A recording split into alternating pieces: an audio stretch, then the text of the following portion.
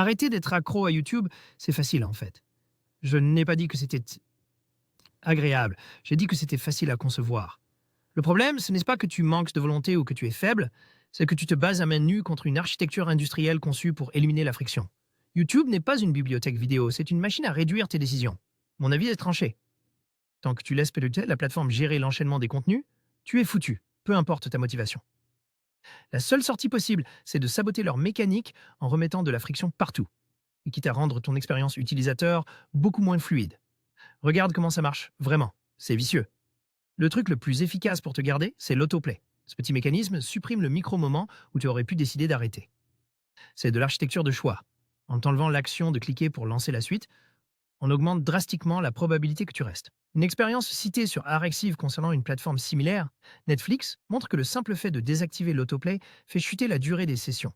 En gros, le système transforme une série de choix actifs en un toboggan passif. Si tu ne coupes ça, bien, coupe pas ça, tu es juste un passager dans ta propre tête. Et ça va plus loin avec ce qui se passe dans ton cerveau. Ce qui te tient éveillé à 2 heures du matin, ce n'est pas le plaisir, c'est l'incertitude. La fondation BF Skinner explique ça très bien avec le renforcement intermittent. Si chaque vidéo était géniale, tu t'ennuierais. Mais comme les bonnes vidéos arrivent de façon irrégulière, ton cerveau reste accroché.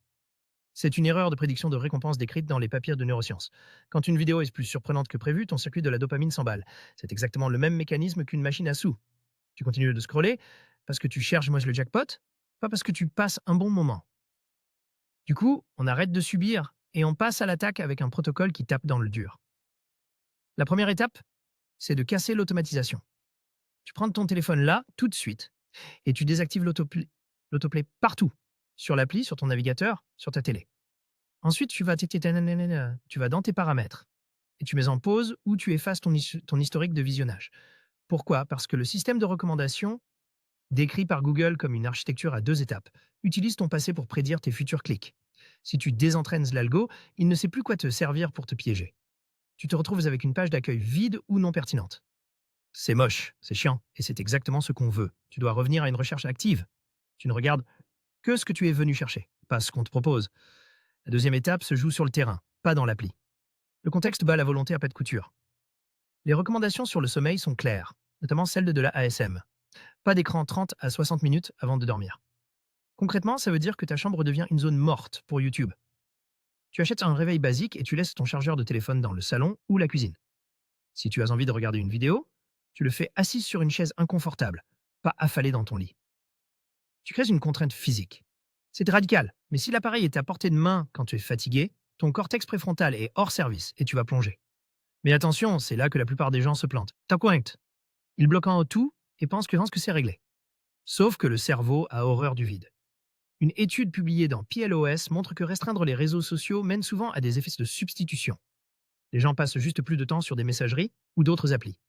Si tu enlèves YouTube sans rien mettre à la place, tu vas juste scroller tes mails ou tes photos. Il te faut des substituts prêts en 10 secondes.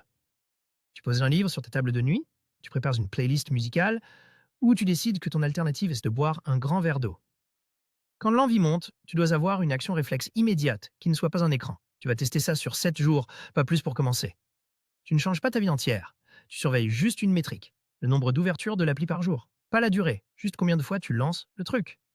Utilise Screen Time sur iOS ou Digital Wellbeing sur Android. Tu vas voir que rien qu'en ajoutant la friction de l'autoplay et l'éloignement physique, ce chiffre va baisser mécaniquement. Tu n'as pas besoin de plus de volonté, tu as juste besoin de plus de distance.